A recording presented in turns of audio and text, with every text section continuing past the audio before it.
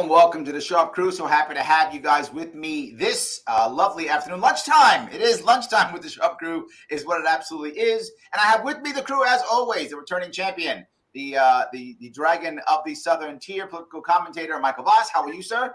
I'm doing well. Happy to be here for lunch. Excellent. And also the one and the only, also returning champion. She is an author and activist. And also, believe it or not, she's like a really cool teacher on top of it, on top of all those things. It's kind of pretty cool. So yes, all the things, the one and only Charla Burnett. How are you? I'm doing pretty well, except for, COVID, but it's fine. Yes, it does. I'm lucky it doesn't bother me. There we go. You are a trooper. Thank you so much. So the question I want to bring up here is a serious one, though. It is poverty. Poverty is a big deal in our country. Everyone talks about it, and it's been a big deal forever. It's a big deal across the world, obviously. But I think that it's kind of not supposed to be us because we're America. So we're supposed to have a special way of doing things. That's the image that we have. And when we talk about it, I feel we always have a very harsh left-right paradigm, which is if you're on the right, it's bootstraps. If you're poor, it's all your fault. That's what it is. If you're on the left, just give them money. Just give them money. And that's the answer, and give them money. And I think neither of those two are obviously the answer for everybody or everything. But when we do that, I think we shut the other one down, right? The left goes, shut up, right? Just give them money. The right goes, shut up, left, bootstraps. What's reality here? Well, that's not exactly what the right says about that. I've heard many right people say that. Just saying. No. You've heard people say, lift yourself up by your bootstraps. Absolutely, yes. Because it's true. But the whole thing is, it's more about the equality of opportunity as opposed to equality of outcome. There's a big difference between those two things. And yes, America has been very successful in terms of our poverty. I mean, when you think about it, in the United States, poor people in the United States, if you make $12,000 a year, absolute poverty in America, you're richer than 61% of the entire world. Poverty is very relative. And yes, American poverty, we always want to solve that. But some of the things we need to do to solve that are the very things that currently, especially in the Biden-Harris administration, the Democrats and left-leaning policies are absolutely opposed to. They are actually in favor of continuing this. And I say that because look at the result of their actions. The war on poverty, $15 trillion. We have more people in poverty today than ever before. They're actually holding people back. You look at the policies out there; they're meant to keep people in poverty and to be dependent on. I want to cover a couple of pieces. The first one is, I don't think it's fair to judge American poverty by other nations. Right? People judge themselves by their peer group, right? And if the opportunities in, say, a poorer country like, say, Malawi, right, which is a very poor country, or Mozambique, as example, is a very poor country. The opportunities simply aren't there where they are here. And if you're not able to pick yourself up in Malawi or in Mozambique, I kind of get it. The opportunities aren't there. But here, opportunities are there. Shouldn't we judge our poverty by our peer group, not by some poor country? Well, let's be fair. The left is more than happy to compare the United States to demonize us against the rest of the world. They use the rest of the world as an example when it's in their favor, when it says, oh, America is bad and horrible and terrible. And when it comes to, as you're mentioning, well, let's make it relative to just the United States. Well, fantastic. Then they say, oh, well, it's entirely different. We need a set rule. Their rule is America's horrible versus the rest of the world. Okay, then I'm using that example. I'm going with what they've presented. Okay. And America isn't horrible when we look at the proper context. So but hold on, let me go to Charlotte. Charlotte, you deal with poverty literally in your world almost every day. Like you are an activist who sits there and tries to help people who are in bad shape. Tell me what's the real issue here? Well, I just want to point out that, Michael did bring up a lot of great points, specifically about, having the access to opportunity, because I think that that's a major key issue in the United States. I also think that poverty feels and looks a lot different, here compared to Mozambique or somewhere else. Because a lot of the time in those countries, you have a community to fall back on, you have a family ties to be able to kind of harness that social capital that a lot of times we no longer have here in the United States, because we really try to individualize everyone. We have this idea that we should kick everybody out of the house at 18. You need to have a job lots of times before you're even 18. So we kind of create this situation where we have people who are not ready to be able to like go out into the world because they're not given the necessarily skill set to be able to do that. And then anytime they are trying to access support systems, oftentimes it's very bureaucratic. There's a lot of red tape. You have to, leave work to go to meetings. And if you leave work, you're fired to be able to do that. You don't pick up your phone. You miss a phone call by a social worker or a financial aid recruiter or a military recruiter, and you lose out on those opportunities. So there's all these like kind of hurdles that you have to get over to even get assistance when you need it. And I think that makes poverty in America feel very different. I agree with you completely on this. Wait a minute. She just reinforced what I said. It's the system. That's why I'm agreeing with you.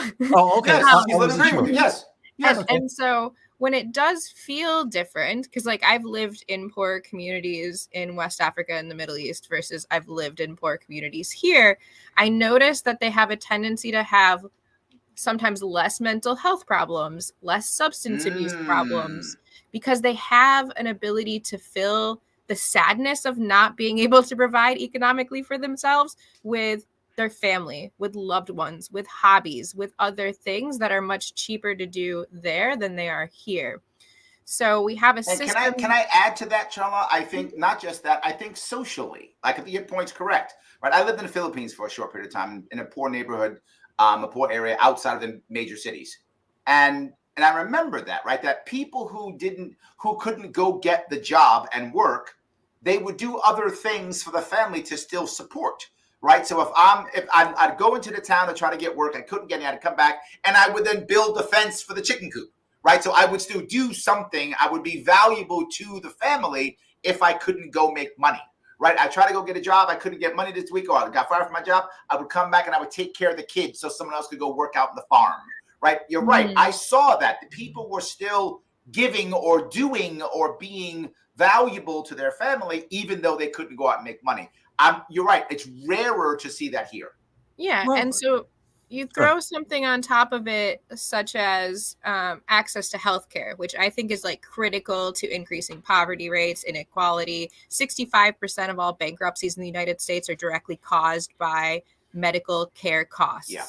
And so you're putting people who have taken advantage of every opportunity, who are highly educated, who maybe lost their job during a layoff period and lost access to healthcare, and then their wife or their child got cancer and then they couldn't pay for it, and then they're in all this debt. And as soon as you ruin your credit, you oftentimes struggle to find housing. Yes.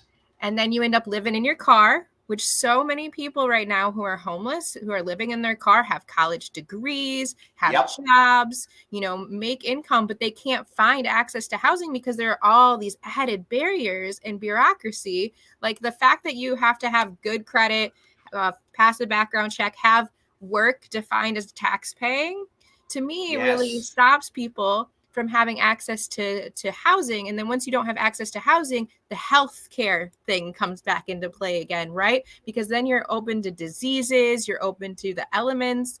So you're kind of creating this like cycle of poverty for people who have actually taken advantage of every opportunity that was given to them. So Michael, how can you say no? You can see it in your wait a minute. Let's go. I see it in mine too. What are you talking about? No, we're skipping the root cause of the problem in the first place. Why is healthcare so expensive? Because the number one factor driving up the cost of healthcare, frivolous lawsuits, which Democrats have opposed every time it has been brought up to put a cap on frivolous lawsuits. Not malpractice that leads to a death, but frivolous. My kid ate McDonald's every day. He's fat. I'm suing McDonald's. Frivolous lawsuits. Okay. No. I think it's That is absolutely not true. No, It's the number one in healthcare, the number one issue is admin. It is No. That's the third-party second. people. Third party is admin administrative issues, because those lawsuits that are happening, and most of those lawsuits are because of collections. Because of third parties. But we have pharmaceutical companies offering the same amount of the cost for a prescription medication in the United States in comparison to Canada, Europe, anywhere else in the world is drastically higher. They increase that purposefully because they know that the system is going to pay those numbers, because there's a lobby that pushes that in the United States. Again, we have Citizens United, and we can't actually tell where money is coming from, and people can just give it at will to as much as they want to any political candidate that's going to push forward their agenda. So we're essentially creating a system that's owned by corporate greed, which results in crazy astronomically high healthcare costs. Again, let's go back. First of all, Citizens United has nothing to do with any of this. And yes, we can track where the money comes from. We see it from Act Blue on a regular basis.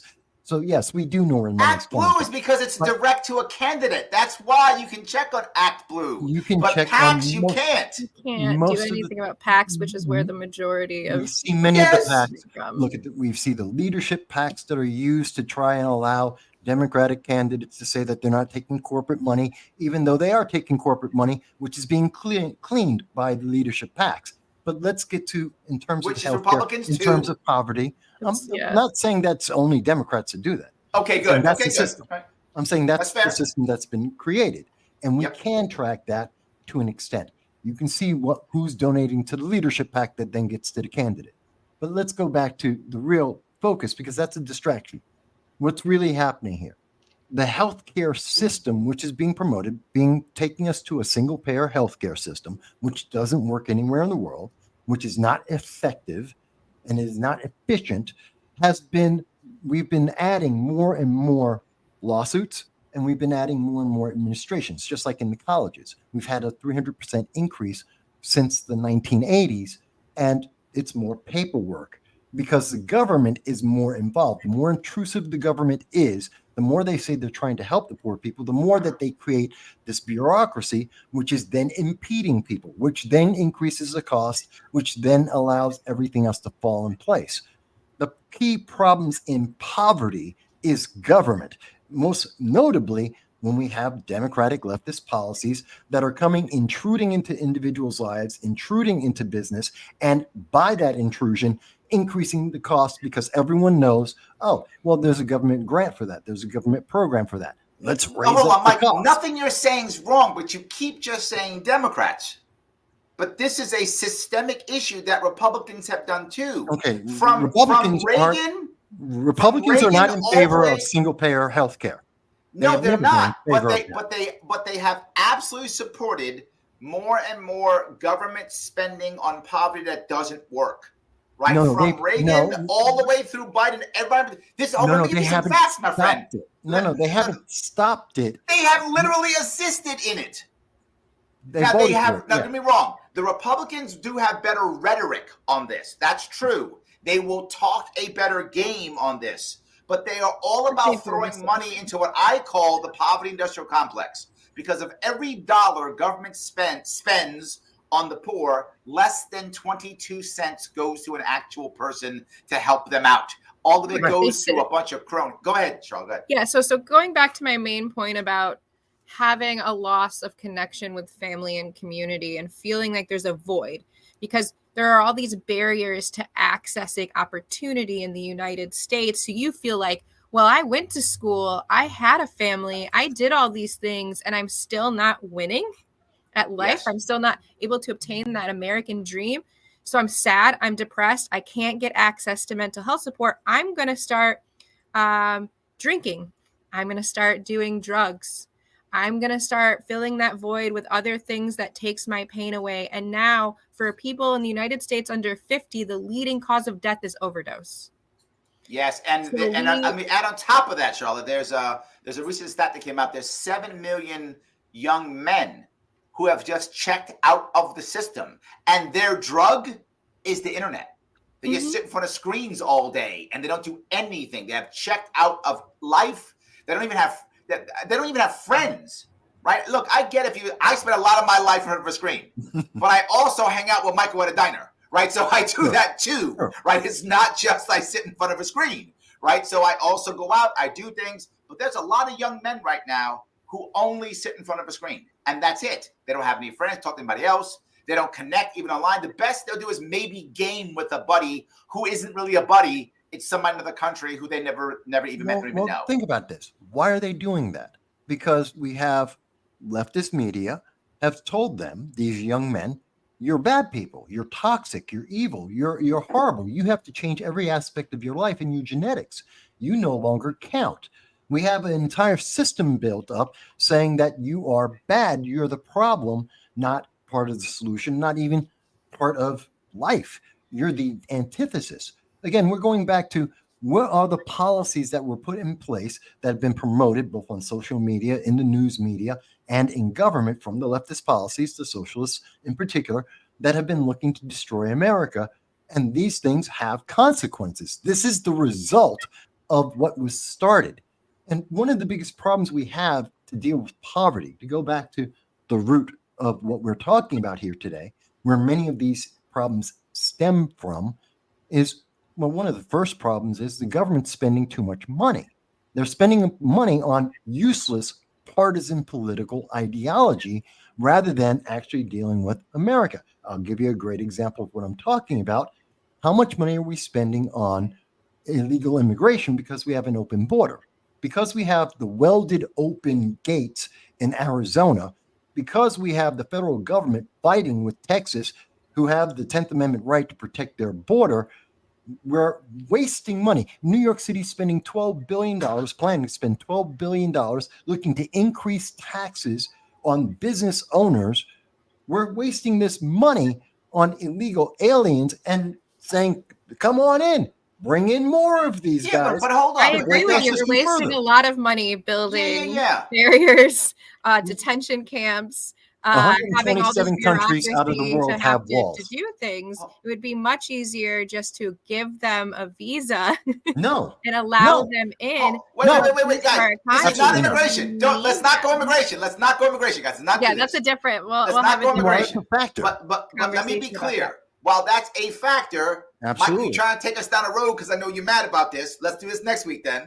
But let's do it next week. But what I'm saying is, people were poor before we had a migrant crisis. Right. And before we had this rhetoric by supposed left-wing people about how horrible white men are or whatever rhetoric you want to focus on, that's only been recently in the last 10 years that we've even been having this conversation about being politically and socially correct in society. Right? But poverty has been decades long. Michael, we have not been talking about white men being evil for 30 years. That's not true.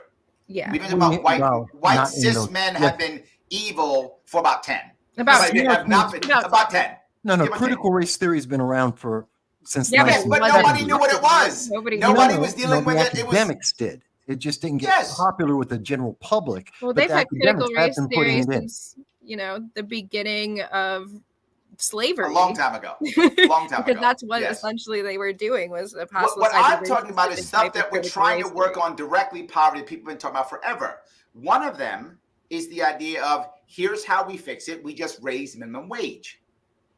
I'm not a fan of this being a solution. I don't think raising minimum wage is a solution, right? No. I'm not saying we shouldn't or should raise minimum wage, but say we raise minimum wage tomorrow, right? We raise it to $30 an hour, whatever's the number we should raise it to. There's still be people who can't work. There's still people who don't work. There's still people, to Charlotte's point, who are in a spot where they still can't get help. They still can't get health care, right? Raising minimum wage feels good. I'm sure it does. It feels good. See, we're raising minimum wage. Look, it feels good. But my worry is it actually going to solve the problem? I think it's a deeper issue. I really do. I think it's a poverty. I'm going to sound almost conspiratorial in this one, but I don't care. I feel like there is value in servicing poor people. Oh, there definitely is. Yes, there right. Definitely is. So many people's employment hinges on being able to provide services to the poor. I mean, you look at the Yes. nonprofit industry and how many people work in that industry and are propped up. And it's interesting when you look at that really critically, because it's only certain people who are making money off of this. The other people who work in nonprofit industry are often also in poverty. So essentially, you're able to create a system where those people aren't allowed to stand up for themselves. They're not allowed to unionize. And so then, of course, they're not able to be able to push an actual livable wage or health care. Let me push back a little bit on this. First of all, the unions are not a solution to any of this at all. In fact, they're one of the causes of the problems of raising up the costs, as we can see with the UAW strike, how much more the cars cost. We wouldn't have the weekend. We wouldn't have any access to healthcare coverage if we didn't organize. If we didn't organize and fight for our rights against capitalists, like the environment in the 1920s and the 1930s is not what we see today. Unions today are no different than big business. And they're in this not for the workers. I don't disagree to that to some extent, but we have to have an entity or a body in which we can form and organize to be able to push back, or we're going to have Amazon continuously taking our rights away, not allowing us to use the bathroom, micromanaging our every move. It's going to continue to get worse. You think as an individual that you can fight for your rights? What are you going to do? People just don't have to go and work for that company. It's very simple. You have the right. You're not. You don't live in a society today in which I got to push back on this, Michael. There's evidence showing this is just not true, right? Look, I'm not. I don't work for Amazon. I don't like the ideas. Yes, and not everybody's Michael Vass, right? What you're doing is you're doing the same thing as many other people do. Is they project themselves on others, right? I didn't do it, therefore I didn't. Therefore, right? No, I'm saying there's 161 million. Wait a minute. I'm saying there's 161 million people who work in the United States. And the majority of them don't work for Amazon. They don't work for Apple. They work for GM, where they're actually striking right now because their rights are being taken away. And if it wasn't for those union guys, which are my friends, and I know them personally, they would not be able to get what they need to. Whether or not they're good people has nothing to do with what we're talking about. I'm not talking about. There's two separate things. I'm going to be very clear. If we're talking about a specific union versus unions, right now, if you want to look at a specific union, there's some really crappy people, union bosses in this country, without a doubt, 100%. Who don't care who are actually bought and paid for by the companies. Like, you can have corruption in any system, but the idea and the need for unions is always going to exist, and is the only reason why we have what we have, and the only reason why we see in other industrial countries them having a better quality of life. If you're saying that we shouldn't have unions, then you're saying we shouldn't have trade associations. Then we shouldn't have industry lobbyists, right? These are just forms. No, I'm saying they're not the solution. I'm saying that especially the most modern, like UAW, the SEIU, there's a couple of others. Yeah. They are. Yes, but they're giant unions. The people who are trying to unionize. The people trying to unionize here in, like, say, Amazon, these are localized unions. Starbucks, these are localized unions. People getting together saying, I don't want to work for these people. And they are doing what you're saying. They're saying, I'm not going to show up, right? But all of us are not going to show up if you don't do what we want. And I know I'm more libertarian, I guess, in this regard. I think labor is part of the free market. And labor gets to organize just like business gets to organize. And they get to fight just like business gets to fight. That's fair. That's the free market. Labor should be able to fight just as hard, just as aggressive as anybody else should in the market. And they are one piece of the solution to poverty. There are many solutions to poverty. So just like in addition to the nonprofit world actually creating an industrial complex around poverty, I would like to say that also HUD and affordable housing is also an industrial complex for poverty. Yes. What they do is they take our tax-paying money and they redistribute it to private landowners who then benefit and can increase the standard of living in the entire community in which they're in. So as an example, during COVID, the landlord associations were able to lobby for more money. So that means one voucher from HUD was worth more money. And now in my community and communities across the nation, the standard rents have went up because they set the bar for what affordable housing is. Actually, the part of the reason why the cost went up is because there was a moratorium on people paying their rent in over 14 what was it?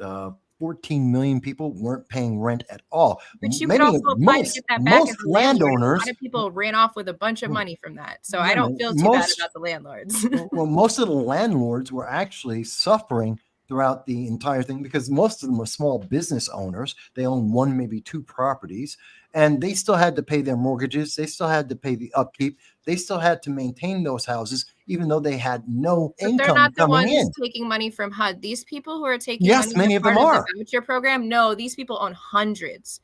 No. And they sit on the That's continuum of another care. segment. They The sit on the majority continuum weren't. of care. No, hold on. Most of the people who take anything from the government are almost always large landlords who own at least 100 units. At least. At least 100 units. Often many hundreds, but at least 100. I mean, that's why when their tenants complain about mold or about unsafe living conditions, HUD will go to them and be like, you have to change this. They say, no, we don't, because I'll pull all 500 of my properties. And where are all the people in poverty going to go? Yes, Not exactly. So they actually hold their property, as a tool. Here's the one part that I like is that what we all agree upon is government's not working. That part I like. That part I'm happy about. The libertarian in me does love that part because I go back to what you said earlier, Charla, and that is we have to have community solutions, and we don't. Right? As a country, we don't. We don't have community solutions. We make it harder and harder for people to bounce back.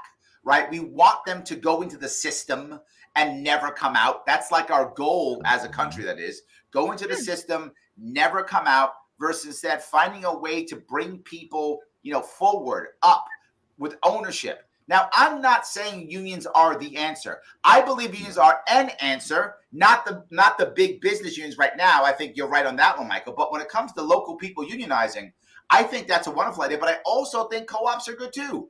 Buying broken businesses, communities buying things, being able to have systems where people can do rent to own and housing. I think all that is of ownership, whether that's ownership because of a union, I'm okay with that, or ownership in the business or in the property. I feel like those are the things that almost no one talks about. We tend to talk about throw more money at stuff, or we do a lot of complaining. I think both of those two things, what we do, we rarely ever talk about the idea of how can we move people through. And something else. I can't stand the fact that poverty is very often permanent for people. I think people can go through poverty and bounce back, but I think that's rarer and rarer in America, right? The story of someone falling down and getting a millionaire, or at least getting back in action, is becoming rarer and rarer in America, and that is sad. I want us to be able to bounce back when we fall. And we all have problems. We all screw up. We all make mistakes, all get unlucky, or any combination of things. Bouncing back is harder and harder. Am I wrong on this one? I think that comes from predatory lending. No. Because that too. They're like, Also hey, too. we have this scheme for you. You might be behind in your bills now, but we'll pay it off. And then you're paying 5 times the interest rate. And people aren't educated financially to understand what that could potentially do for them. 100%. Right? So they're purposely keeping a population of people ignorant to how to adequately finance themselves and get out of poverty, and then are allowing these companies to create schemes to which they prey on people. And that includes, the healthcare companies, but also these check and cash places. Yes. This is ridiculous. And then another point, and just to add this in because we haven't talked about it yet, the prison industrial complex. Also true. Of communities. Like these people, they end up serving time and then they still owe a bunch of money. Or they serve time and then they have to go and do probation. And because they can't leave work every single day to go get a PBT that they have to pay $20 for every single day. And then all of a sudden they're back in jail again. How are you going to be a productive member of society if you're in and out of jail over what? Weed? Over what? I'll go even worse, Charla. Most people don't know this because I talked about this when I ran for governor. Most people who go back in jail for probationary violations, it's because they didn't show up on time. It's not because they did something wrong. They went back to crime or hurt somebody or bought a gun or whatever. That's minute. The largest chunk of people who go back to jail is because I was supposed to see my parole officer at 4:30. I got there at 4:45. I'm not joking. And I speak to parole officers. And by the way, Most parole officers also hate that, but they have no choice, or they get in trouble. Right, so this isn't even a parole officer's problem. They're like, I don't want to put you back in jail. You're doing good, but if I don't do it, now I'm in trouble, and they'll beat me up for it. I'll lose my job. And so I think the system, you're right. When it comes to, again, not the answer, but definitely part of an answer is fixing the prison industrial complex. I agree. Well, no, I mean, you commit a crime, you should be punished for it. Yes, I agree. The abuse of the system, which is a different thing. Again, we have a lot of corruption and abuse in our system built in to subjugate people to make them more dependent on government ever more 100%. and more so. And so 100%. that's one of the things if you're getting, if your parole is being violated because you showed up 15 minutes late, but you've been doing great everywhere else. Yeah, that is a problem. But there is a large number of people who are going back to prison because they're committing crimes. Just about 12% at least is the recidivism rate is about 12% that they go back and continue to commit more and more of these crimes. We've seen that in New York City when they did the bail reform. Absolutely. So that's one of the problems. But I think one of the root problems really isn't all these other ancillary points that people like to use to distract from the actual root cause. It is government. Waste is an inefficient, ineffective government that is focusing on everything except what they need to be working on. Right now, today, Joe Biden just decided that he wants to create, he's working with kids to create climate warriors, I think he called it, or something like that today. That feels good. With kids, which has nothing to do. That's not going to help anyone in poverty. That's not going to help reduce the poverty. In fact, everyone's forgotten the fact that we have guaranteed that the government's going to spend $35 trillion by January of 2025. That's $2 trillion more than where we are right this moment. That's roughly about 7.5% inflation. Inflation is killing people. All right, hold on, man. You have spent the whole show complaining. The whole show being mad. I'm trying to give you answers. So what's the answer then? You just I keep saying the answer. Okay, what's the answer? I keep saying the answer, which is to, one, we need to cut spending. Two, we need to get government out of our lives. We have to stop with this over-reliance on government as the answer. We need to get rid of these policies that are all about feeling good rather than actually being effective. We need to shrink the government. We need to cut the amount of spending that we're doing, and we have to spend more effectively, more efficiently. People need to be educated on that first, and everything else starts coming out of that. I agree with you 100% on cutting government. You know I do. But the problem is if we don't have something for the people when we cut the government, right? Look at me wrong. Government's ineffective and efficient 100%, and it's keeping people in poverty. But it's also keeping some people alive, right? So if we get rid of government, just get rid of it and cut, how do we then, where is that community? Where is that system that's going to get people the help? That's the problem. See, there's the thing that a lot of people fail to remember. As an example, and I know it's somewhat anecdotal, but we have seen this in many disasters. When I was in the Northridge earthquake, okay, before FEMA ever showed up, and they didn't do anything for months. It took months for FEMA to actually really help anyone there. And we've seen this over and over again. Look at East Palestine, Ohio. What do people rely on? The first thing and the thing consistently, your neighbors around you, the community around you.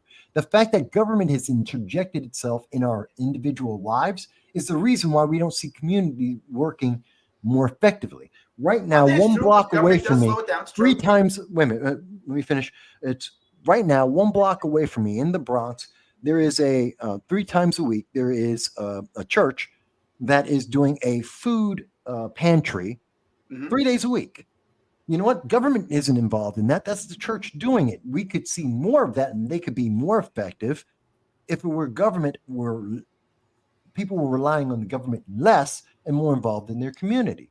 I completely agree. And I think that we should decentralize so that it's the community has their own government. And I think that this is a really important conversation and would catalyze a really big change in the way that people view politics, because right now you can blame your local political failures on some big giant shadow government, which for a lot of times it is, but a lot of times it's not. And the thing is, the poorest communities in America are Republican.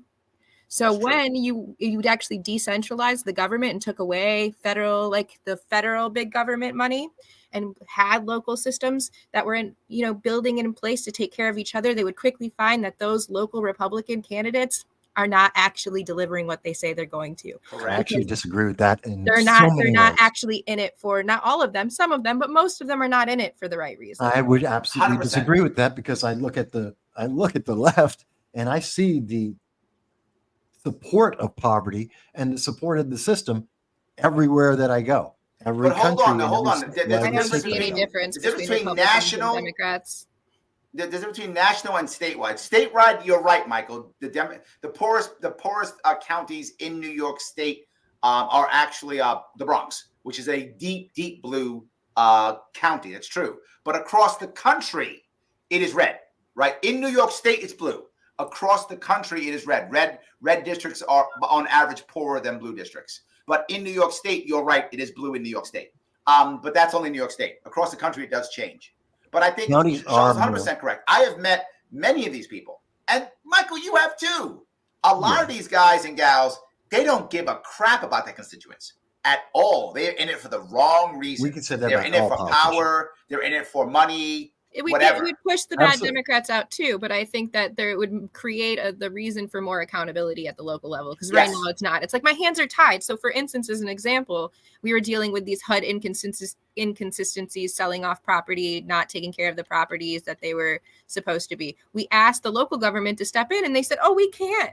This isn't on us. This is a state level issue. This is a federal level issue. Went to the state. This is a federal level issue. My hands are tied. All I can do is pop pans. That's what our representative said. Sorry. So we're like, okay, so whose responsibility is it to ensure that people who are receiving support from the government are able to access housing that doesn't have mold in it, that isn't going to get burnt down, that doesn't have holes in its roof? We couldn't find anyone really responsible, right? But if we decentralize the government, then the local community would have to actually hold their politicians accountable, because if they didn't, it would show that they have ulterior motives. No, actually, the voter holds them responsible. If you're telling me there is, I don't care what party they're in, what their political preference may be, if you're telling me that you're going to several elected officials and they're saying there's nothing that can be done because it's all out of my hands. You literally can't. Why are those people why are they getting reelected at 88%?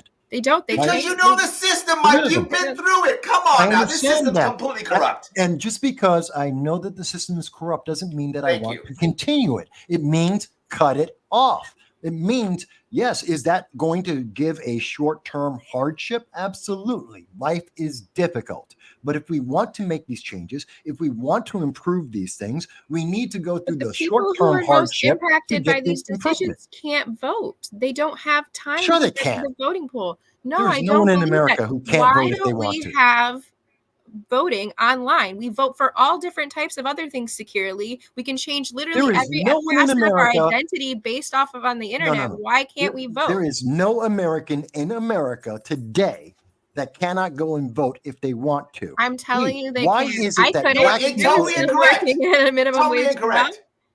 Totally incorrect. Totally incorrect. Michael, come on. That's absolutely not. You know it's not true. I lost my vote. I don't know that. You and I both know felons. Can I get an who idea? has ever been, women. We go to You and I both know felons who can't vote. What? You and I both know felons who can't vote. Yeah, they shouldn't. They committed a crime. They're out of prison. I'm not counting them. They served their time. They should be able to vote. They served their time? No. They should be able to vote. They should be able to leave the country, and they should be able to vote. You want to change the law? Fantastic. Get people to agree with it. But I don't believe in collective, long-term, lifelong punishment. That's crazy to me. You know what? I'm with you on that one, Charla. I'm with you on that. That's fantastic. I have no problem with it. I think it's a great reason not to commit a crime. You know what the punishment is. It doesn't deter people from stopping committing crime. After committing the crime, you're going to tell me, oh my God, you're punishing me too much. You knew what the crime penalty was. It's literally in our Constitution, Mr. Conservative. It's in our Constitution. No cruel and unusual punishment, Mr. And I Conservative. don't find that to be cruel or unusual. That you're talking about the being punished forever is not cruel or unusual. That is punishing you is fascism. It's Like- not fascist. Let's not use that trope. It's not fascist. You know what fascism is, so do I. Historically, we know what the definition is. It is nowhere near You are fascism. having laws You may and not like regulations it. put on you that you cannot No, participate in the The creation fact that you of. don't like it doesn't make it fascist. It is one of the most overused terms currently in the last 15 All right, years. I won't say fascist. I'll say unconstitutional. How about that? It isn't It's unconstitutional. It isn't it doesn't violate Cruel the and Eighth Amendment. unusual punishment It's is not as cruel literally and unusual. unconstitutional. Punishing somebody for life because they had a plant in their pocket is without question cruel and unusual punishment. Or they did. You're And I punished disagree. for life because you had a plant in your pocket. And No way. I Come on now. disagree. And I disagree because what is the damage potentially of that plant, especially depending on which of those plants you're Nothing. talking about and what we're Your lungs deriving hurt. from it? Because heroin comes from a plant too. Isn't It that does. a problem? Maybe if we legalized So is heroin, opium. we wouldn't have fentanyl right now. Well, Yeah, I disagree with maybe. that. I Maybe if disagree we with had that. Hey, legalized guys, cocaine, we let me wouldn't talk have to the audience for a little right bit. now.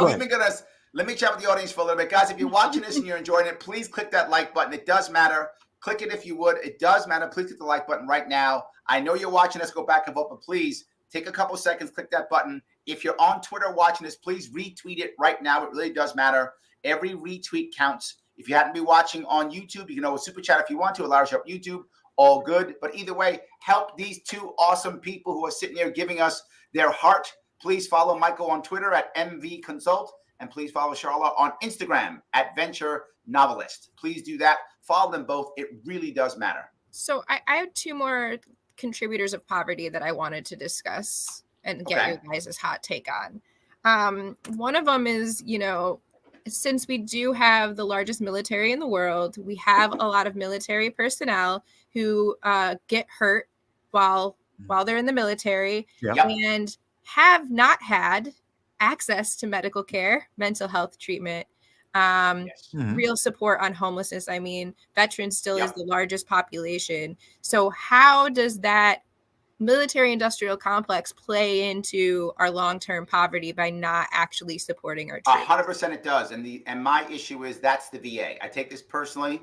I know Michael's also a veteran too. This is the VA.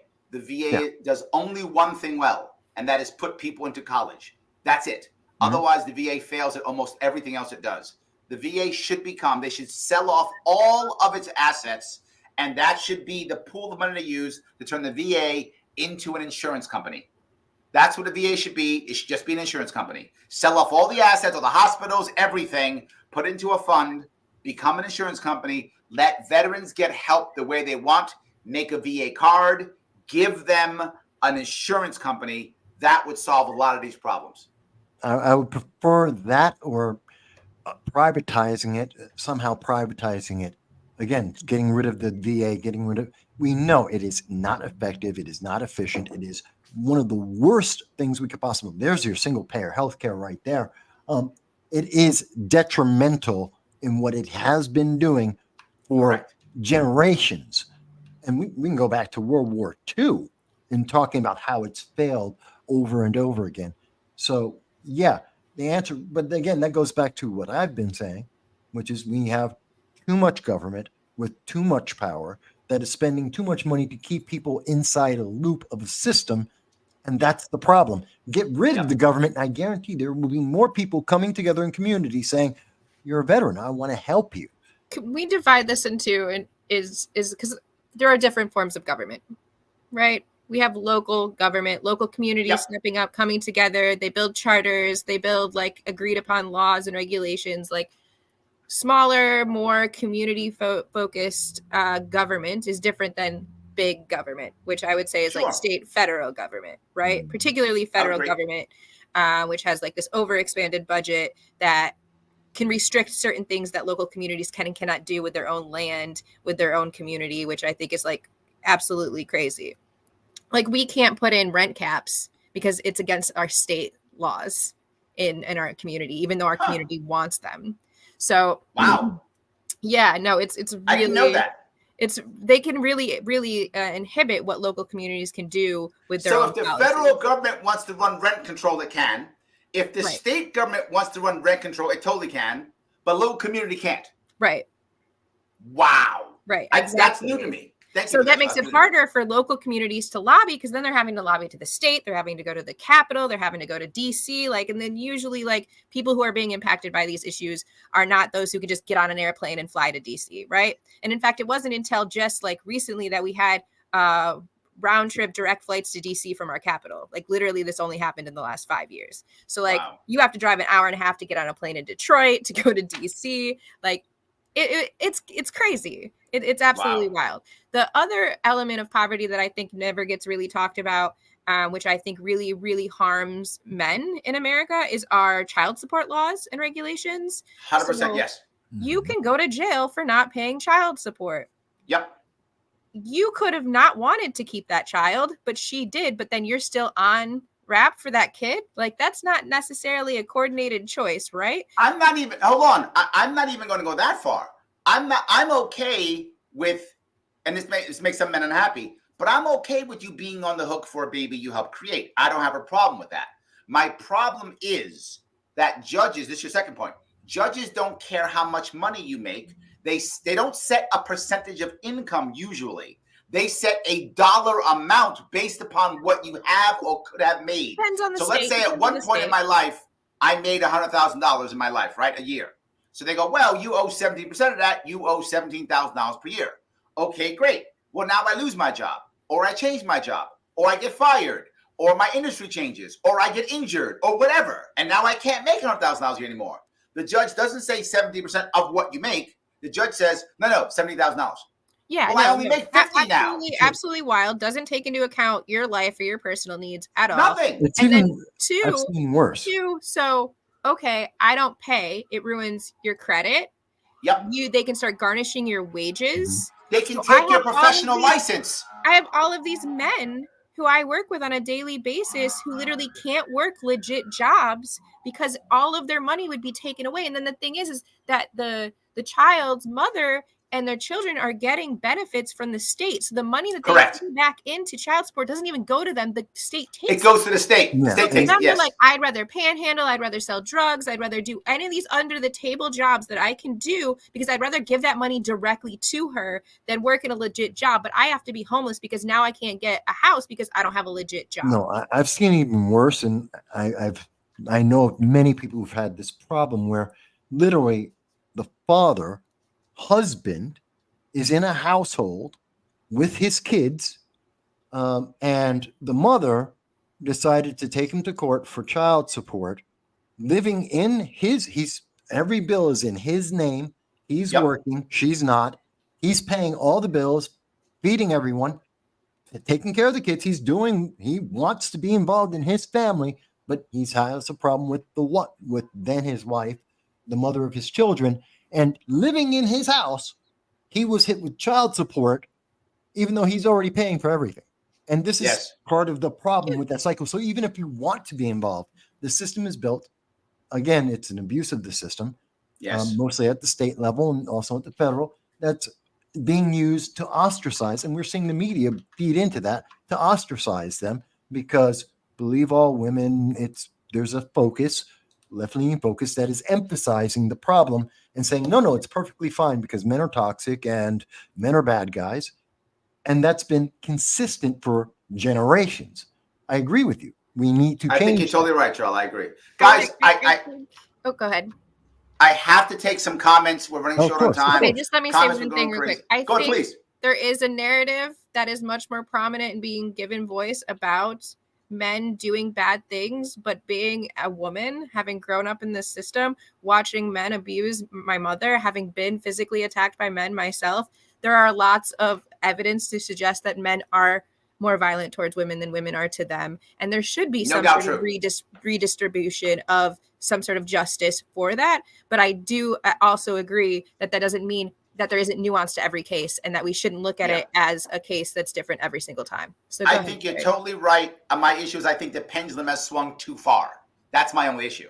The system has happened to a point where now the deadbeat dad winds up getting away.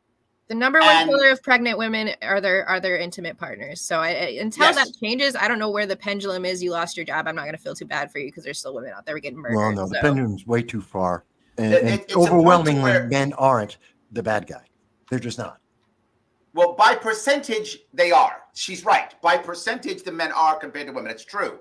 My Compared point to is women, that- but men Correct. compared to Yes. men, we're not. Men The compared to men, I overwhelming don't know number what of that men means. aren't out there trying to abuse women. Oh, yes. No. I do not believe that most men are violent or hurting them. I completely agree. All I'm saying is when there is a problem, it's very often the male who is being violent compared to women. Women are violent. It does happen. Yeah, Women it can do happen abuse for men. sure. 100% that happens. But relatively by percentage is far more men than women. That's all I'm saying. Let me grab some comments, guys, if I could. All right. Let's see here. Dave says, we have people in poverty because government policies keep people in poverty. And politicians don't want to solve the problem. They don't have to talk about it, blame the other side. This is exactly what you were talking about. So, he's completely on the same page, 100%. Mark says, Larry's absolutely correct. Yes, because Larry's always correct. That's accurate. On everything, Mark, or is it like on a specific everything, thing? Mark. Yes, on Oh, every God. single thing. He is correct. Well done. I like that. Yes. Sam's on your side, Charla. He says, Citizens United was one of the worst things in recent history. I agree. I think it was a terrible idea. It's We should literally never destroyed make this corporations country. people. It is No, Yes. one of the main contributing factor to the deterioration of Absolutely the not. United States, and will continue to be our downfall. Absolutely if we don't do not. something. Completely about it. agree. I am totally with you on that one. Mike and I disagree on that one. Sam goes, Yes. goes on to say, a great example of healthcare costs decreasing because government is not being involved is LASIK eye care. Yes, that's a good example, right? As we pull government out, generally speaking, prices do go down. Yes, absolutely. So Austin says, I have a question on poverty, on how people live. People in the Congo living in shacks in the jungle, and in the U.S., everyone has big houses. What if people in Congo that live in shacks like to live in shacks? Well, I think that's kind of what Charlotte was saying, that even though they live in shacks, they're actually happier than the Americans living in a bigger house because they have other things in their life. Am I I right? think that they would like safe housing. So the problem with yes. shacks is like they get burnt down. They're like susceptible to disaster. Like they would like to know that they have the security of a safer house. Poverty doesn't equal happiness. Right. Or unhappiness. Unhappiness. They're not the same thing. I completely agree. And I think that the quality of life and happiness scales do hold for this in a lot of areas. And you'd be surprised at how many countries are living with a lot less per capita income than us who report more happiness on a day-to-day basis. Yeah. I think what creates a lot of unhappiness though is inequality. They did these studies with monkeys and showed them some of the monkeys would be in cages next to each other, and in one they would give them grapes. Monkeys love grapes. Cucumbers not so much. When the monkey could see the other monkey getting a grape instead of a cucumber, but was only given cucumbers themselves, they went ape shit. Started screaming, throwing around everything. Because inequality does something psychologically to us. It makes us feel like there's an injustice that's been put against us, and it creates this that's not injustice. propensity for anger and violence. Jealousy. You're talking about jealousy. That's not the same thing. Yes, but that still makes you unhappy, I don't know Mike. if it's just That's not injustice. jealousy, though. It's a feeling, but it's not injustice.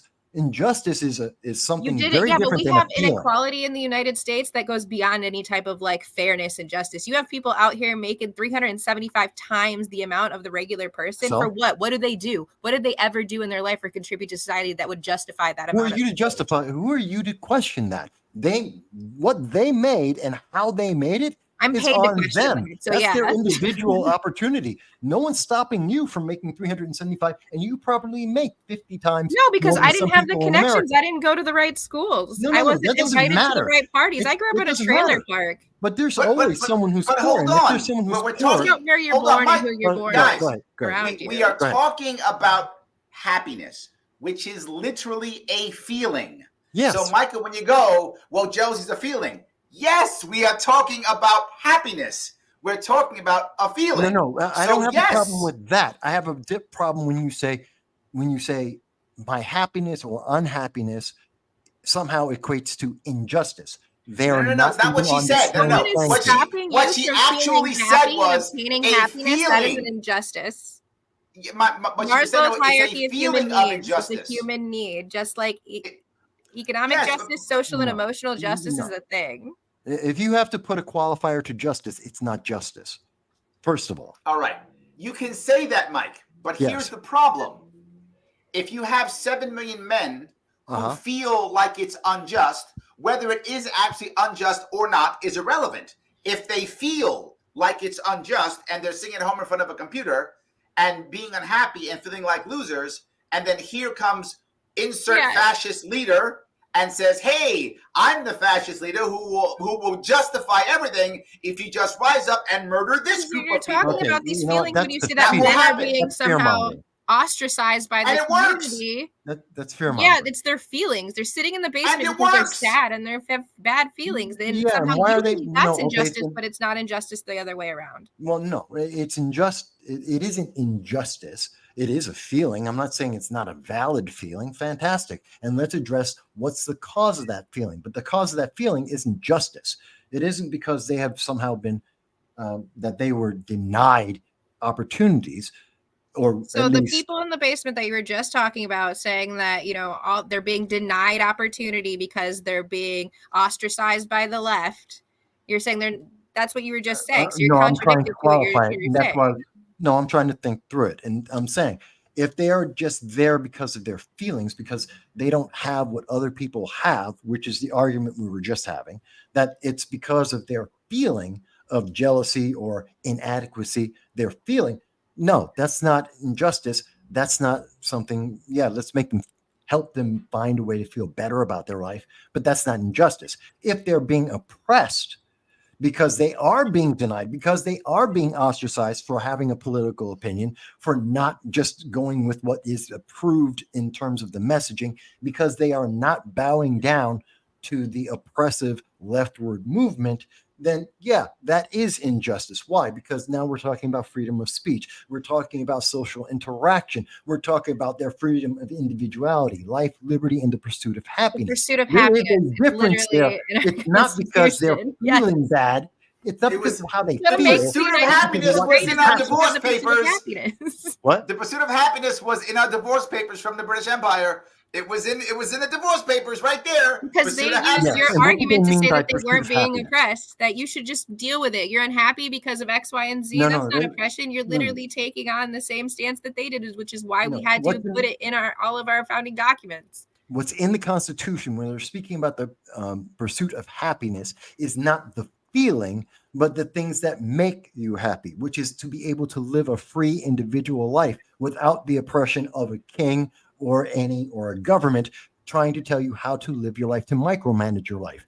That is what gives you happiness. Ultimately, true happiness is being able to marry people that you want to marry, to have children that you want to have, to be able to go out and try and achieve the things you want to achieve. That is individual happiness that comes from within the achievement or the attempt to achieve something. That's individual happiness. And the monkey in the experiment wanted to achieve the grape and wasn't able to achieve that. Guys, we're running short up on time. I don't want to keep Charla that long. I promised her I'd get her out in time, and I'm failing at my promise badly. I'm so sorry. I'm failing at my promise. I appreciate you.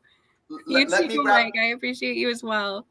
Yes. I always enjoy a couple of quick comments, then I'll get us out. I do want to keep going down here. A lot of people, we got a lot of people rocking and rolling here. So let's see. I'm sure. Let's see. Julie says number one cause of death is medical errors. That's interesting. I don't know, but I think she means in I'm not sure what that is. I don't know. She says solution, fix the ports of entry. I agree completely. We should fix the ports of entry. That would help with our immigration problem completely. Totally agree with that. She goes on to say unions used to serve a good purpose, yet become corrupt in itself decades ago. I agree. I think also true. I think we need to reboot our unions, starting local. I think that's really the right answer. Leon Tardo da Vinci says the libertarian right doesn't exist without Putin managing it. That's why Jesse Benton is where all libertarians belong. I think he's just mad. I don't think I've ever mentioned Putin once on this show, ever. I think he just wants to troll. So welcome. You have trolled. Well done. It is official. You have trolled. Well done. Okay. Congratulations. So yes, Anthony says dual parent households work and barely make ends meet, where people in the 50s only needed a man to work and can do what we do today with two paychecks. I think inflation's a big deal. Michael, you talk about this all the time also. Yes. I think inflation is also hurting us when it comes to poverty, right? I see it everywhere. Now it's almost required that we have to have two paychecks in a household to have a decent lifestyle. And that wasn't true before. And that's because of inflation. Big companies made record profits during COVID. I think there's an issue Some of companies made record. Some. monopolization, not having to pay middle level management enough, be able to take all the money off the top, and there has to be some sort of like understanding, a social understanding that you don't need to be making billions of dollars. Let me cover that piece real fast if I could, guys. Back into the community. I want to cover that piece if I could for a second. And this is an issue that people don't talk about. This is my hot take. One of the biggest reasons why America is failing and falling down is because finance has become too big a part of our economy. Finance should be a very small percentage of our economy that helps to build the rest. It has become a massive part of our economy. What I mean by that, why in the world can, say, the car manufacturers accept a strike? Why? Because car companies have taken a big chunk of their profits and become banks. So now a lot of their money comes from finance, not from the cars. In fact, many of our largest companies have actually basically become the equivalent of front stores that sell drugs, right? The store supposedly sells art, but in reality just sells drugs in the back. No one really buys the art. This is how a lot of our major companies come. If they don't make money from selling cars, they make it from finance. So they can actually let their workers suffer a bit. The same actually right now with the entertainment industry, the writer's strike. They don't care. These people don't care about the strikes because they're able to make money in other ways. The workers aren't producing as much value because of finance. Finance is so huge. Not that finance isn't important. Finance is important in any economy. You need to have finance. However, if most of your economy, or a big chunk of your economy is finance, that means you're making money by not producing anything. You're making money by moving money around. And that should be a small percentage. Say again? You're making money out of nothing. Like this is literally just like a system for people to move money around, make more money off of, and feel good about themselves. Yes. So that's my hot take for poverty. I think that, again, not the reason, but it absolutely is. It doesn't matter if you're on the right or the left. If you talk about that, you get completely shut down in politics. You're not allowed to run. You're like literally can't do anything. So that's, I think, one of the main issues. And I think everyone knows it. They just don't want anyone to focus on that problem. Absolutely true. Legacy Zach says community cooperation defeats government coercion any day. Yes, yes, and yes, Zach. No argument from me. I think that's the best way of doing it. In fact, Michael was just talking about the people doing the churches, putting out the food. 100%. Absolutely. Yes, absolutely. Gene goes on to say the problem is that government doesn't want to solve problems. If they did, they how could they keep getting elected?